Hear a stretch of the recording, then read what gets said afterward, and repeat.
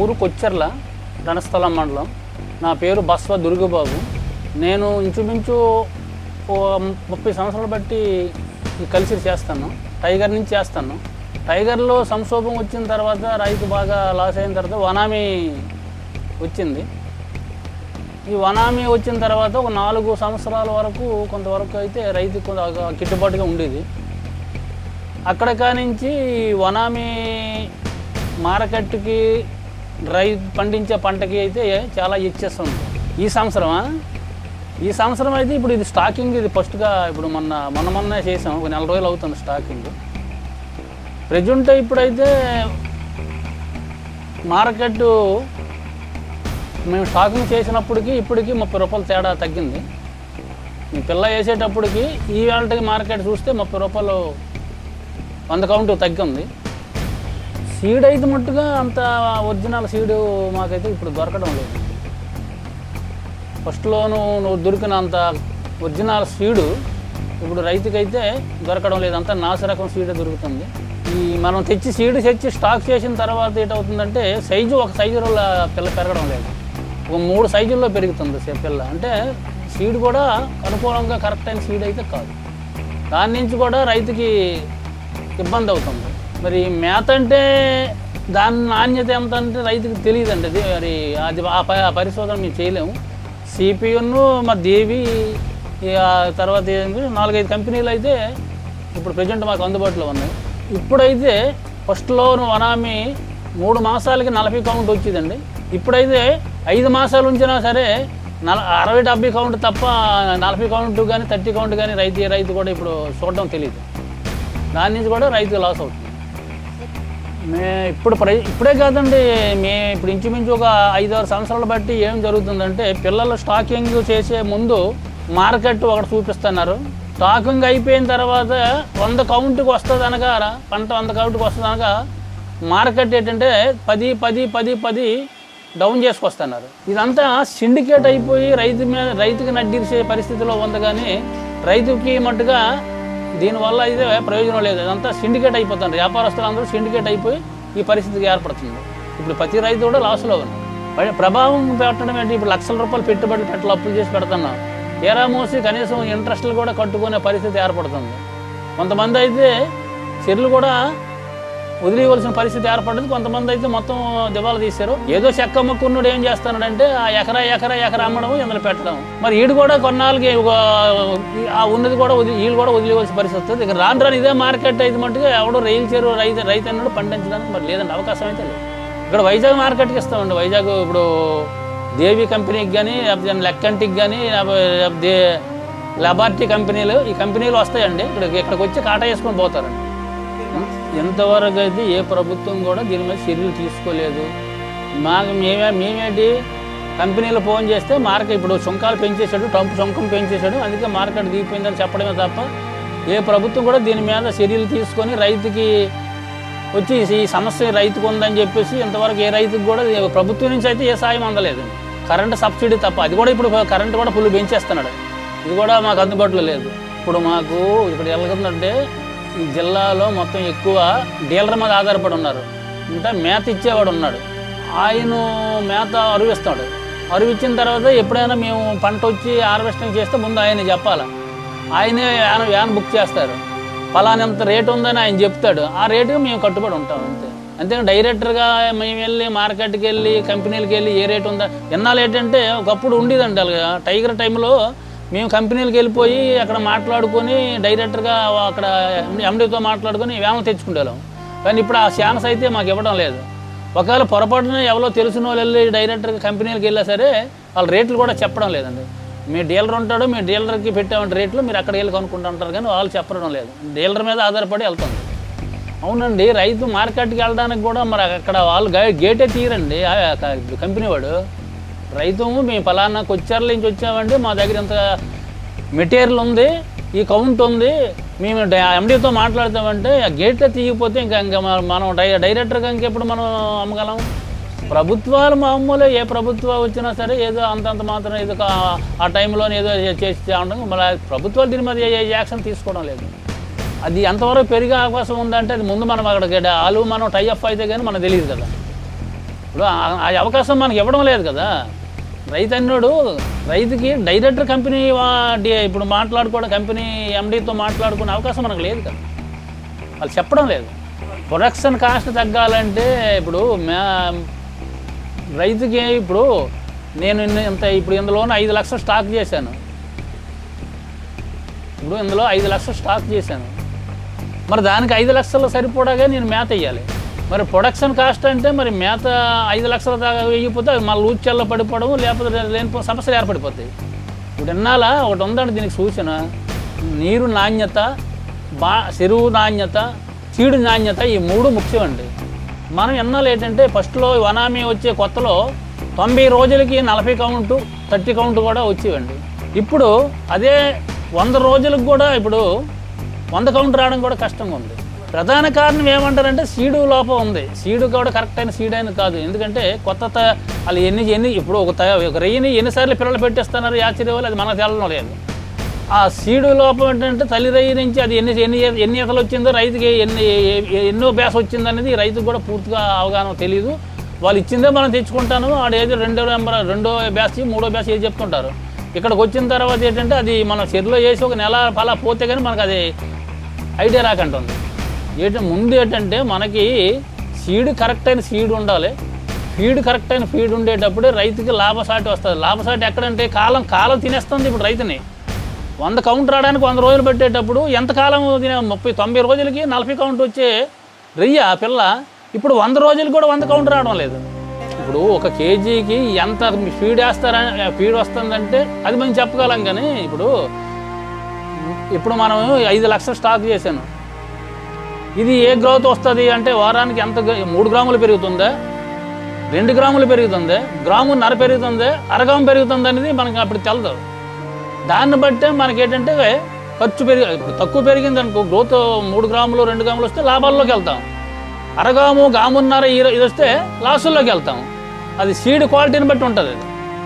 తగ్గించడానికి ప్రయత్నాలు చేయడానికి మార్గాలు లేవు. సీడ్ వేసిన తర్వాత ఇన్ని లక్షలు మనం సీడ్ వేసామంటే దాని ఫీడ్ వేయవలసిందే. అది గ్రోత్ వస్తేనే మనకు లాభాల్లోకి వెళ్తాం, గ్రోత్ పెరగకపోతే లాసుల్లోకి వెళ్ళిపోతాం. నీకు సీడు దమ్ము ఉండాలా, ఇట్లా వాటర్ కూడా క్వాలిటీ అయిన వాటర్ దొరికితేనే రైతుకి బెనిఫిట్ అవుతుంది. ఈ 2 కూడా తేడా అయినప్పుడు మనం రైతు తేడా అయిపోతాడు. ఎందుకంటే అది పెరగదు. ఒక పిల్లడు పుడతాడు ఆరోగ్యంగా, కొంతమంది పెరుగుతారు, కొంతమంది ఏంటంటే అలా బుడత కట్టేస్తారు. వాడికి ఎంత మనం ఫుడ్ ఎంత మంచి ఫుడ్ ఇచ్చినా సరే ఆ కుర్రోడు డెవలప్ అవ్వడు. ఇది కూడా సేమ్ అదే పరిస్థితి. తల్లి రయ్యి నుంచి వచ్చిన పిల్ల ఆరోగ్యంగా ఉంటే మనం ఫీడ్ వేసుకుంటే జఫ్ను పెరిగి వెళ్ళిపోద్ది అనమాట. అది మనకు తెలియదు దాన్ని పెరకవా. మరి సీడ్ కానీ ఆరోగ్యం కరెక్ట్ అయిన సీడ్ మనం వేయాలనేప్పుడు మనం ఎన్ని మందులు పెట్టినా ఎంత కాస్ట్ అయిన ఫీడ్ ఓడినా సరే నీకు గ్రోత్ రాదు, అప్పుడే లాస్లోకి వెళ్తాం. ఇప్పుడు ప్రజెంట్ రైతు అందరూ ఇబ్బంది పడింది ఏంటంటే వైట్ గట్ ఒకటి ఎంటర్ అయిపోతుంది. 40 రోజులు వచ్చేటప్పుడు కంపల్సరీ వైట్ గట్ వచ్చిన తర్వాత అది తగ్గితే 2-3 రోజుల్లో తగ్గిపోతే పర్వాలేదు, మళ్ళీ అవి అందుకుంటాయి. వారం 10 రోజులు కానీ ఈడిచింది అనుకోండి, అవి నూచెల్లోకి వెళ్ళిపోవడం, మేత పడిపోయిన తర్వాత ఇక అంతా మొత్తం హార్వెస్టింగ్ చేసేవలసిందే. ఈ పరిస్థితిలో ఉన్నది ఇప్పుడు అంతా మన ఎక్కువ రంగం. వైట్ గట్ ఒకటి పెద్దగా మనకి సమస్య. అంచేతన ఏంటంటే గ్రోత్లో వస్తేనే రైతుకు బెనిఫిట్ ఉంటుంది. ఆ గ్రోత్ రానప్పుడు మట్టుగా మనం ఎంత మందులు కొట్టినా, ఎంత మనం స్పీడ్ ఓడినా, కరెక్ట్ మంచి ఎంత ఒరిజినల్ స్పీడ్ ఓడినా సరే గ్రోత్ రాకపోతే లాస్లోకి వెళ్ళిపోతాం. ఇప్పుడున్న పరిస్థితి అయితే మట్టుగా రైతు అన్నోడికి లాస్లో ఉంటాడండి. ఇదే రేట్లు కానీ కంటిన్యూ అయితే లాస్లోకి వెళ్ళిపోతాడండి. ఒకవేళ ఏమైనా రేటు పెరిగితే పర్వాలేదు, కానీ ఇదే రేటు కంటిన్యూ అయితే లాస్లోకి వెళ్తాడు.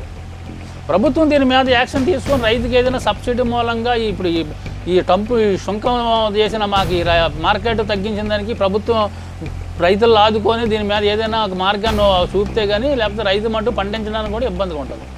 అది ఎప్పుడో నాకు ఒక 10 సంవత్సరాల కిందట 4 ఏరేటర్లు ఇచ్చారు.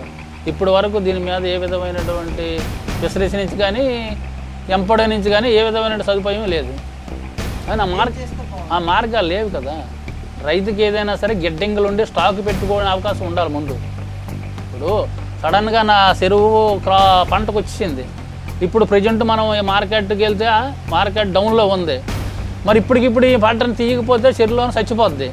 ఇది ఎందుకంటే పచ్చి వ్యాపారం కనుక సడన్గా తీసేయాలి. తీసేయాలంటే మార్కెట్ ఇప్పుడు ఆ కంపెనీ వాళ్ళతో టైఅప్ మాట్లాడితే మార్కెట్ లేదండి, మార్కెట్ టంపు సుంకం పెంచండి, ఇప్పుడు మార్కెట్ ఇప్పుడు అయితే లేదు, ఈ రేటు ఉంది అంటాడు. మరి ఆ రేటుకి ఇచ్చేస్తే లాస్ అవుతాము. అలాగనే మనం ఇక్కడ స్టాక్ పెట్టుకోవడానికి మనకు ఎటువంటి సదుపాయాలు లేవు. ఇవి ఏదైనా సరే గిడ్డంగులు ఇప్పుడు మనం స్టాక్ పెట్టుకోవడానికి మార్కెట్ వచ్చినంత వరకు మనం స్టాక్ పెట్టుకోవడానికి అవకాశం గవర్నమెంట్ కానీ ఏమైనా గిడ్డంగులు కట్టించి ప్రతి ఇప్పుడు మన జిల్లాలో ఎన్నో ఉన్నాయో, ఇప్పుడు ఇక్కడ కుప్పుల్లో ఉంది, ఇక్కడ 200-300 ఎకరాలు ఉంది. ఇలాంటి దగ్గర రైతులకి అందరికీ సరిపోయేటట్టు గిడ్డంగులు కట్టించి ఇస్తే కొంతవరకు మనం 10 రోజులు 4 రోజులు మార్కెట్ కొద్దిగా పుంజుకున్నంత వరకు స్టాక్ పెట్టుకోవడానికి అవకాశం ఉంటుంది. స్టాక్ పెట్టుకుంటాం, ఎందుకంటే మార్కెట్ వచ్చినప్పుడు అమ్ముతాము, భయపడవలసిన అవసరం ఉండదు. ఇప్పుడు సడన్గా నాకు ఏదైనా కంప్లైంట్ వచ్చింది అనుకోండి, నేను తీసేయాలి. తీసేయిన తర్వాత దాచుకోవడానికి మనకి 10 కేజీలు 5 కేజీలు ఫ్రిడ్జ్లో పెట్టేస్తాము, టన్నుల కొలత ఉంటుంది. మరి దీన్ని ఏం చేయాలా? మరి మార్కెట్ ఏ రేటు ఉంటే ఆ రేటుకి బతి మరి ఇచ్చాను. మరి అదే గిడ్డంగులు ఉన్నాయనుకోండి, 10 పూటలు ఉంచుతాము, నెంపదిగా మార్కెట్తో మాట్లాడుకొని మనకి సెటిల్ అయినంత వరకు గిడ్డంగులో ఉంటుంది. ఆ అవకాశం గవర్నమెంట్ కల్పిస్తే బాగుంటుంది. ఆనందపడే క్షణాలు అయితే తక్కువ లేవు, అది ఫస్ట్లోనే. ఎందుకంటే వనామీ మనకి ఎప్పుడు వచ్చింది వనామీ మన రాష్ట్రానికి నాకు గుర్తులేదు, కానీ 2 సంవత్సరాలు 3 సంవత్సరాలు అదే కొంతమందికి దీని మీద అనుభవం ఉన్నోడికే తెలిసింది. మేము తెలుసుకొని మళ్ళీ ఇందులో దిగేసరికి మార్కెట్లో మన సంవత్సరంలో పడిపోయింది. ఎక్కువగా సమస్యను ఎదుర్కోవలసే పరిస్థితి, కానీ ఆనందించే రోజులు అయితే లేవు ఈ రొయ్యలు సాగులో. దీని మీద మేత డీలరు, మందులు కంపెనీలు, ఎక్స్పోర్ట్ వాళ్ళు వీళ్ళకే లాభాలు తప్ప రైతుని మట్టుగా బతకనివ్వక సంపిక మధ్యలో మట్టుగా ఆడిస్తున్నారు. రైతుకి పూర్తిగా చంపేస్తే మరి బిజడపోద్ది, ఎందుకంటే పూర్తిగా మానేస్తాం, రైతులందరం ఆపేస్తాం. ఎన్ని సంస్థలు గాలి పడిపోతాయి, యాచరీలు పడిపోతాయి, ఎక్స్పోర్ట్ వాడు పడిపోతాడు, కోట్ల రూపాయలు పెట్టుబడులు కదా. అంచేత నేడు చేస్తున్నారు వీళ్ళు, పలాని కౌంట్ పలాని ఇన్ని 100 టన్నులు కొప్పులు బిట్లో ఉందంటే తక్కువని మార్కెట్ ఆ కౌంట్ రేటు తగ్గించేస్తాం. రైతు కాడ లేని కౌంట్ రేటు వెళ్తాడు. మనకాడ లేని కౌంట్ కాడు 1000 రూపాయలు కేజీ ఇచ్చినా సరే నాకు లేదు కౌంట్, మనకాడ ఉన్న కౌంట్ ఆడు పడదంటాడు. ఏం చేస్తాడు రైతు? ఇప్పుడు చైనా వాడికి 100 కౌంట్ కావాలంటాడు, నా దగ్గర 30 కౌంట్ ఉంది, మాకు 100 కౌంట్ అయితే తీసుకుంటామంటే 30 కౌంట్ మాకు అక్కర్లేదంట. దీని మీద మేము బెంబేలు ఎత్తిపోతాం. ఇలాంటి సమస్యలు కూడా ఎదుర్కొన్నాం.